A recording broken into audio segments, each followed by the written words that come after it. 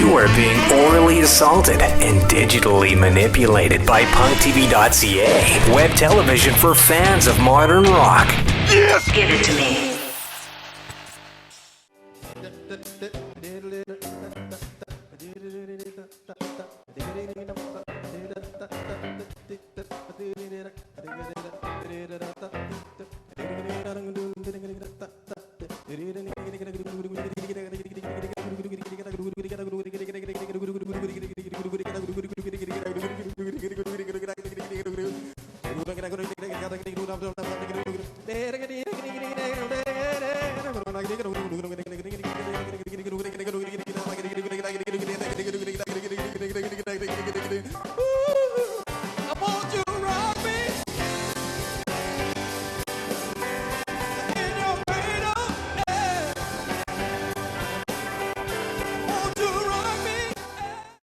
And it's odd enough that I talked to Hugh Cornwell about that actually, about how, and obviously these are examples of musicians that have been around for so long, but the cyclical nature of the creative process.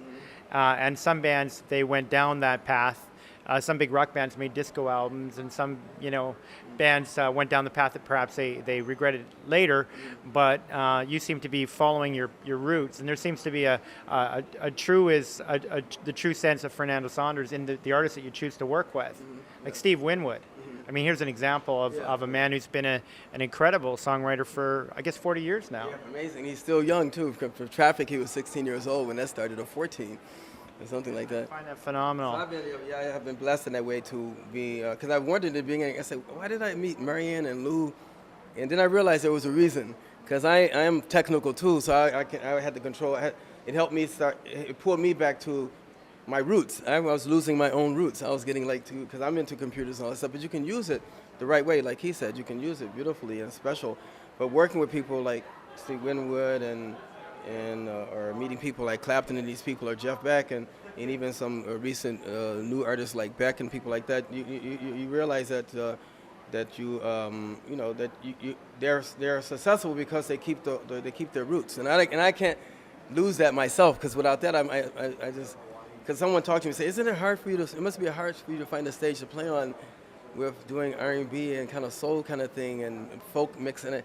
And I say, yes, but I notice once I play, I'm making my own new stage. They want me back. They want me to do festivals now. So it's deep. And then the people in the audience are noticing, or I listen to records, they're sounding like me and stuff like that, So, it's just keeping it. They realize that they're astonished, So in a way, it's to my favor and the older musicians and the real musicians, that this is. It's getting so saturated. Well, and I like all this stuff, but it all sounds the same. I can't tell who's who anymore.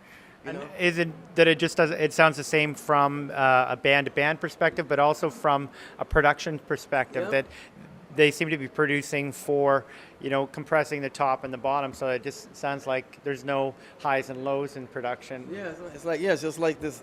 It's just the same. It's the same format, the same kind of. Way of mixing and no effort, because even they were talking to Prince or Michael Jackson about this. Even they said, well, the kids are not.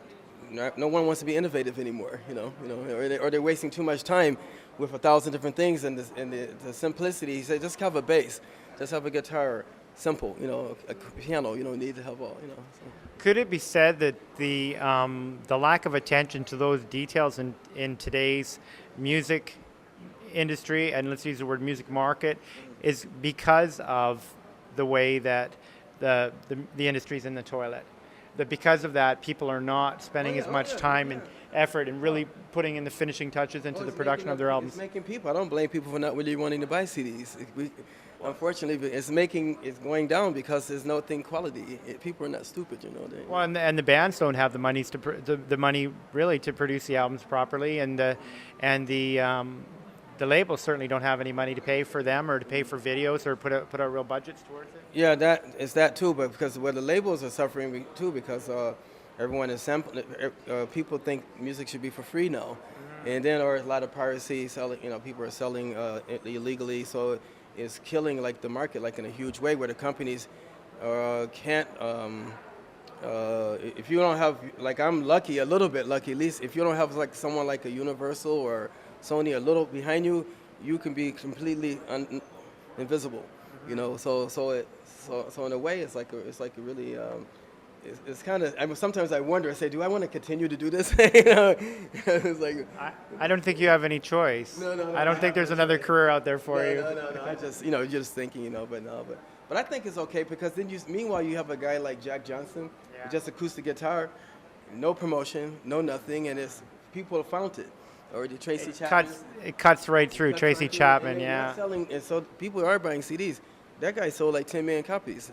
We bought both of his CDs. I mean, I physically went out and bought those CDs when we get them all for free. But see, that's the thing. I think where the industry hurt itself is not sending out a clear focus of what the artist should be creating.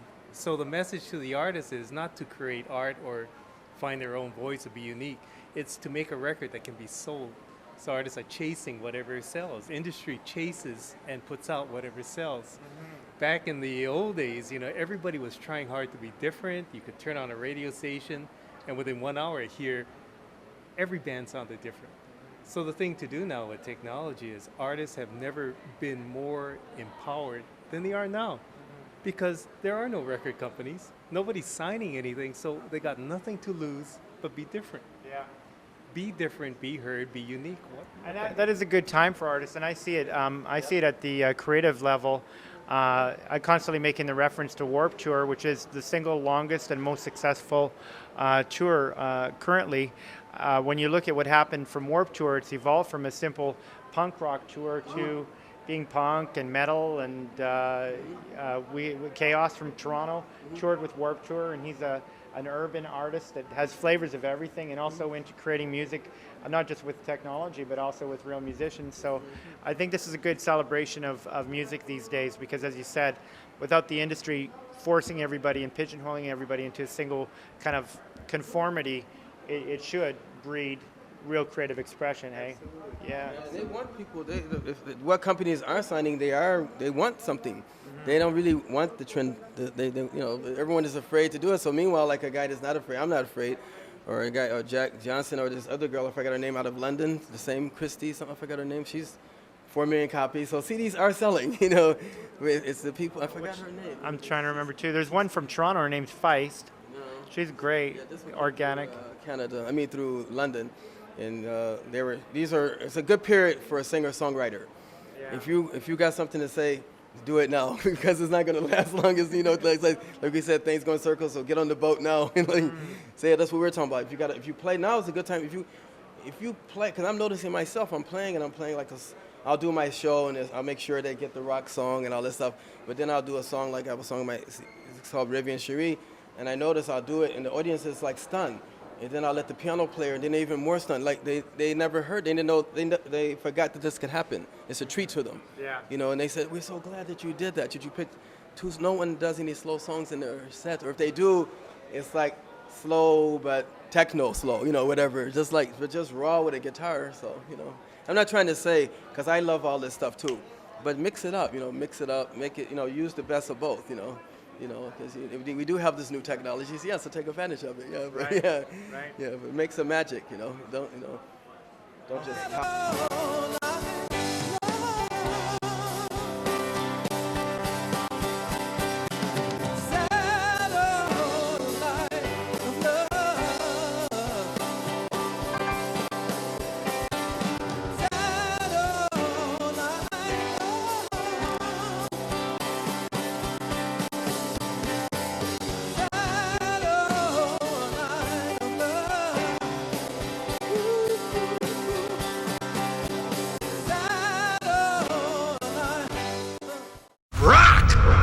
Watch PunkTv.ca for all the best modern rock videos and interviews.